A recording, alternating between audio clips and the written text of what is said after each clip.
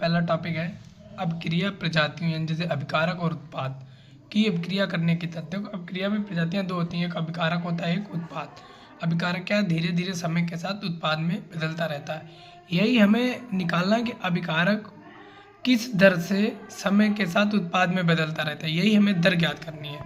देखो ये अभिकारक से उत्पाद बन रहा है, ये एक रिएक्शन है। मैंने तो मेरी जब अभिक्रिया शुरू हो रही थी टाइम मेरा 0 होता है, तो अभिकारक होता है वो 100% होता है, अब उत्पाद मेरा 0 होता है। तो मैंने मान लिया यहाँ पर अभिकारक 10 है और उत्पाद 0 है।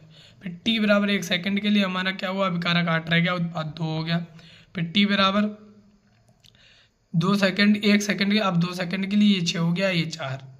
ये फिर ऐसे निरंतर घटा रहेगा, ये 4, ये 6, ये 2, ये 8 सेकंड, t बराबर 4 सेकंड के लिए। देखो अब हम दो कंडीशन पे लेते हैं, t बराबर 1 सेकंड पे, t बराबर 3 सेकंड पे। देखो t बराबर 1 सेकंड पे r1 कितना है 8 और p1 कितना है 2 और t बराबर t2 यानी t बराबर 3, t2 बराबर 3 सेकंड के लिए r है मेरा 4 और p2 कितना है 6। अब देखो अभिक्रिया का वेग क्या होता है, अभिक्रिया का वेग हम दो तरीके से निकाल सकते हैं।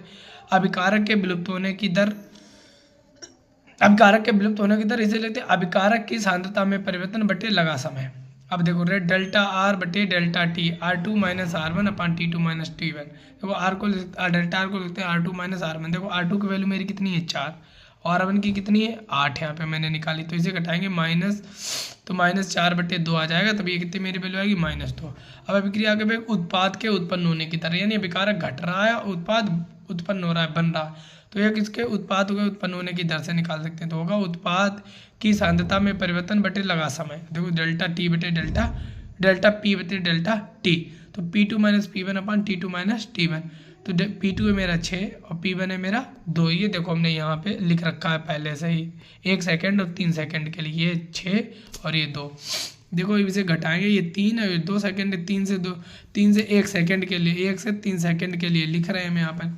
तो देखो अब इसे सॉल्व करेंगे, 4 बटे ये प्लस का 2 है और ये माइनस का 2 है, यानी इसका मतलब ये माइनस का 2 क्यों दर्शा रहा है, माइनस का 2 दर्शा रहा है कि मेरा अभिकारक पर सेकंड निरंतरता के साथ 2 घट रहा है। देखो 8 था, 10 था पहले, फिर 1 सेकंड में 8 रह गया, फिर 6 रह गया, फिर 4 रह गया, 2।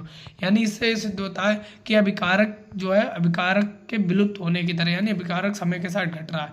तो ऐसी कंडीशन के लिए हम अगर अभिकारक से उत्पाद निकालेंगे, अभिकारक से अभिक्रिया की दर निकालेंगे, तो हम एक्स्ट्रा माइनस पहले से ही लगा लेंगे। ठीक है, अगर एक्स्ट्रा माइनस ये लगा होगा यहाँ, तो ये लगा होगा, तो ये यहाँ पे इसे क्या करेगा, एक्स्ट्रा माइनस लगा तो अभी यहाँ पे इसे कर देगा +2। ठीक है, अब देखो ये और ये मेरा सेम हो गया, यानी अभिक्रिया की दर चाहे हम अभिकारक से निकालें चाहे उत्पाद से निकालें, आनी सेम चाहिए।